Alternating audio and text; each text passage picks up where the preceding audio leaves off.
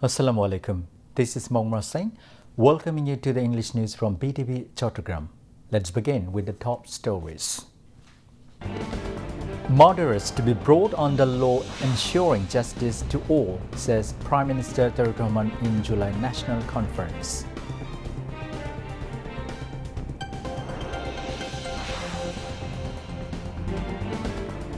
Measures to prevent harassment of investors and businessmen over government services to be taken, says the Finance Minister.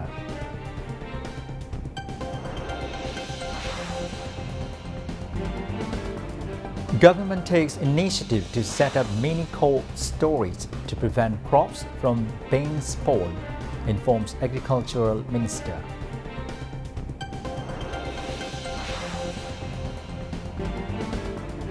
Information and Broadcasting Minister calls upon media to be responsible disseminating accurate and objective information and prevent rumors.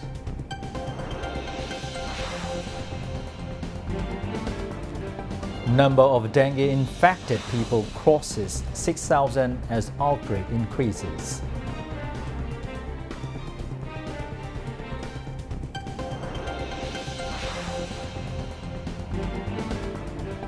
Bangladesh joins global dignitaries in Tehran as millions gather at funeral of Iran's supreme leader Ayatollah Khamenei.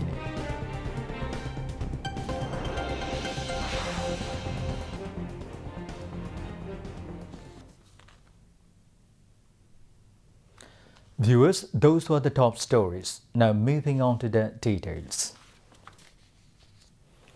Prime Minister Tariq Rahman has vowed to ensure justice for the victims of the July mass uprising, but stressed that due process must be strictly followed to ensure that no one faces injustice in the name of justice.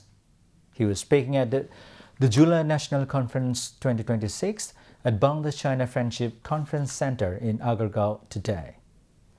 The July 24 Martyred Families Society and the Central Executive Committee of Amra July Juddha jointly arranged the conference marking the second anniversary of the July mass uprising and remembering the sacrifices of those who were killed and injured during the movement. At the event, Prime Minister Tariq Rahman handed over commemorative mementos to the families of the martyrs and the injured of the July movement.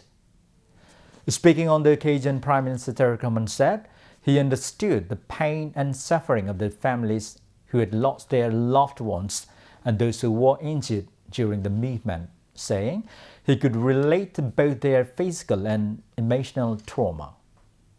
He said the state has a responsibility to recognize their sacrifices and ensure justice for those responsible for the killings and repression. He, however, urged them to remain united and focus on fulfilling the aspirations for which so many people sacrificed, stressing that the real tribute to the martyrs would be to build a better Bangladesh rather than deepen divisions. Chief Whip Nurul Islam Moni chaired the function while Home Minister Salahuddin Ahmed, Law Minister and Asaduজ্জামান Liberation War Affairs Minister, Ahmed Azum Khan, Housing and Public Works Minister Zakaria Tahir Shumon, State Minister for Liberation War Affairs Ishraq Hussain, and Prime Minister Additional Press Secretary Atikur Rahman Rumon, Chaturdal President Rakibul Islam Rakib, President and General Secretaries of the July 24 Martyred Families Society and Amra July Juddha also addressed the program. Families of the July martyrs and those injured during the July mass uprising shared their experiences, while lawmakers, political leaders, diplomats, senior military and civil officials and representatives of various professional bodies attended the conference. Finance and Planning Minister Amir Khusru Mahmud Chaudhry emphasized the development of roads and transportation systems to accelerate the economic development of Chattogram city. He emphasized this while visiting various development activities in Chattogram today. The Finance Minister visited the development work of Bakar Ali Fakirtek Road at Saltgola crossing in south central Halishar ward of the city. He exchanged views with local BNP leaders and the public about the development of roads and transportation systems during his visit.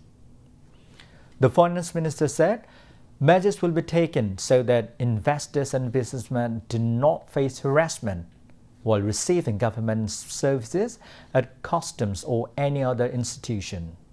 Later, Finance and Planning Minister Amir Khusro Mohammad Chaudhry inaugurated and visited the dengue ward at Chattogram Medical College Hospital. City Mayor Dr. Shahdat Hussain, Member of Parliament Abu Sufyan, Director of Chattogram Medical College Hospital, Brigadier General Muhammad Taslimuddin and other doctors were present on the occasion. The Finance Minister visited the Asian University for Women at Bajit Link Road in the city and planted a sapling in the afternoon. Later, he attended a seminar at the university on Chattogram Road in the city. City Mayor Dr. Shahdat Hussain, CDA Chairman Engineer Beled Hussain, Engineer Salim Muhammad Jani Alam, and university teachers and officials were present at the seminar.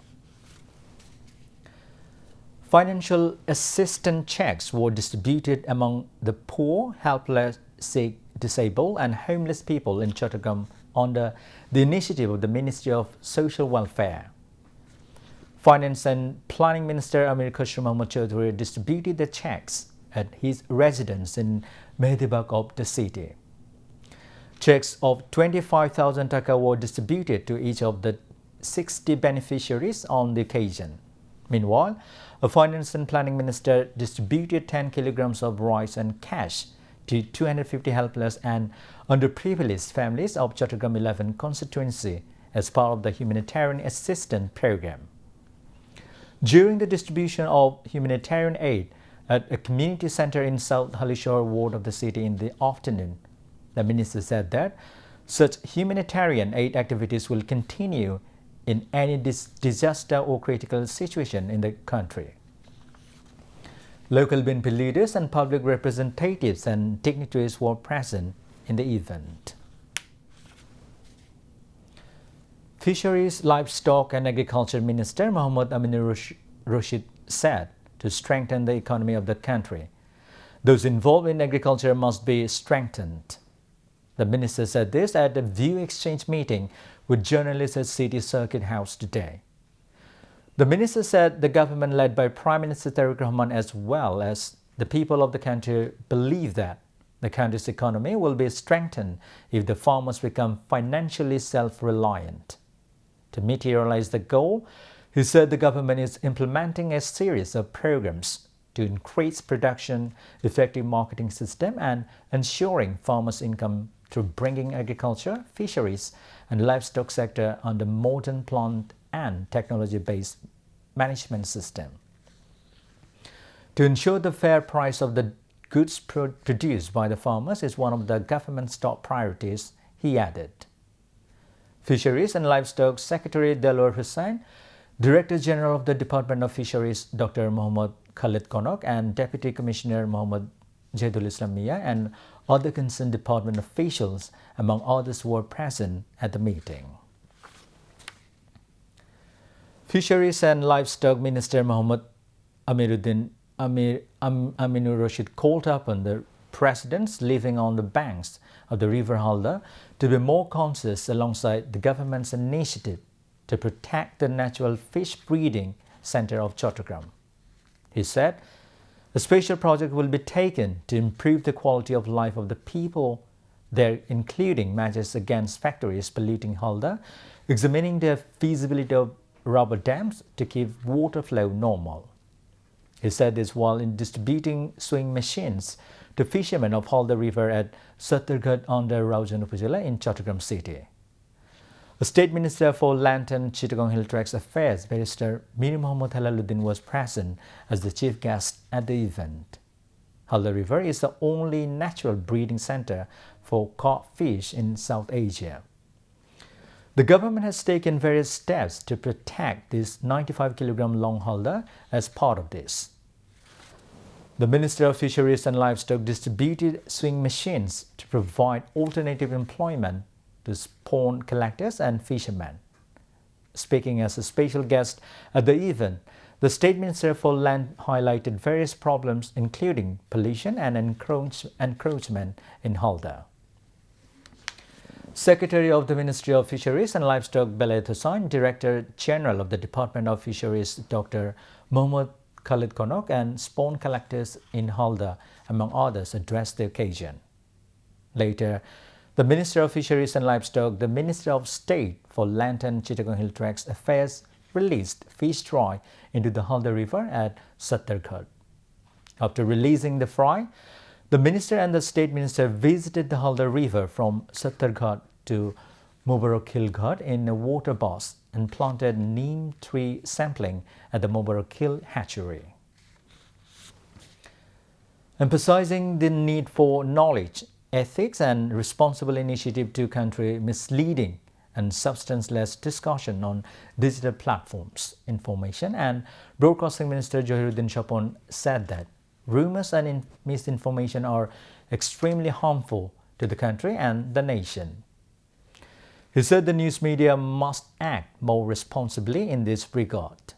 He made the remarks to journalists today after attending the inauguration ceremony of the Al-Ummah Journal and website organized by the Al-Ummah Foundation at a hotel in the capital. The minister said the world is currently passing through a profound and complex crisis. Under such circumstances, he noted the dominance of any single ideology, philosophy, or school of thought can never provide a lasting solution for human civilization. Instead, he said, coordinated and collective initiatives are needed. The event organized by the Al-Ummah Foundation was chaired by Dr. A.F.M. Khalid Hussain, former advisor on religious affairs to the interim government. Renowned Turkish author and academic professor Yasin Akte attended as the special guest. Muhammad Zakir Hussain, chairman of the Al-Ummah Foundation and editor-in-chief of the journal, delivered the welcome address at the program. Information and Broadcasting Minister Johiruddin Chapon has said that a technology-driven modern economic system will be established across the country through financial transactions using the Bangla QR code. He made the remarks today after inspecting the Bangla QR code payment system at Ajit's supermarket in the capital. The Information and Broadcasting Minister said the previous government had failed to integrate technology with the people, to make the country's digital payment system easier, more affordable and universally accessible. Bangladesh Bank made the use of Bangla QR code mandatory and nationwide from July 1. Under the new system, both merchants and customers are benefiting. The volume of transactions has also increased, while the hassle associated with carrying small change and a counterfeit currency have been eliminated. On the very first day following its official launch on July 1, transactions worth 22 crore taka were carried out using the Bangla QR code. Meanwhile, the number of merchant QR codes converted to the Bangla QR system has already exceeded 20 lakh. Dengue cases are rising again across the country. According to the Directorate General of Health Services, more than 6,000 people have been infected with dengue so far this year and 19 have died. Meanwhile, the LGRD Ministry intensified mosquito control drives in coordination with the Health Ministry to stop the breeding of Aedes mosquitoes. Mosquito control drives are underway in villages, municipalities and district towns, alongside Crash Day and Clean Day programs in the city corporations. Health Minister Shordar Sakotosan said doctors have been instructed to give special attention to dengue patients and ensure proper treatment. He added that no dengue patient will be discharged from hospital until they have fully recovered. The minister expressed hope that combined efforts of the government and the public would help prevent the further spread of dengue. Now, international news.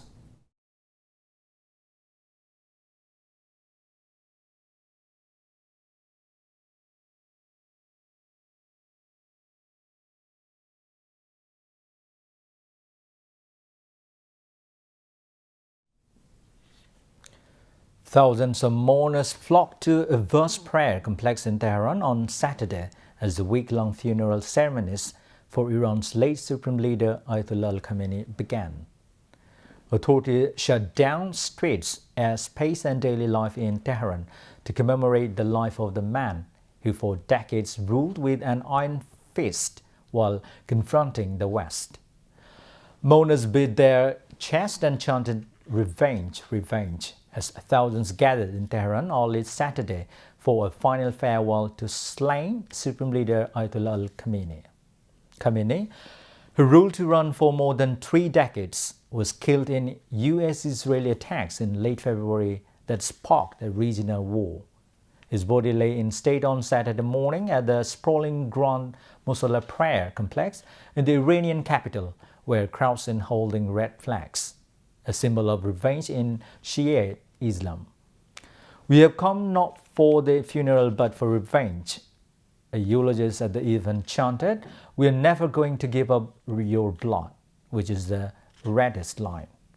The mourners, some in tears, made their way through strict security towards the courtyard where Khamenei's coffin was placed for people to pay their respects.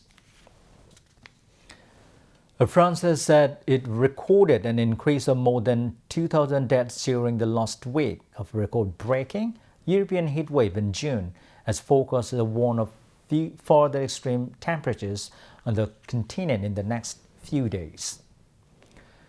Deaths rose 29 in the last week of June compared to the week before, with French Health Minister Stéphanie Rist adding there had been a clear increase in deaths among those over 45. France saw its hottest day ever on average countrywide on 24 June, with temperatures hitting almost 41 degrees Celsius in Paris and half of the nation placed under a red heat alert. News of the deal tool comes with parts of Europe, including the UK, braced for more searing temperatures from this weekend.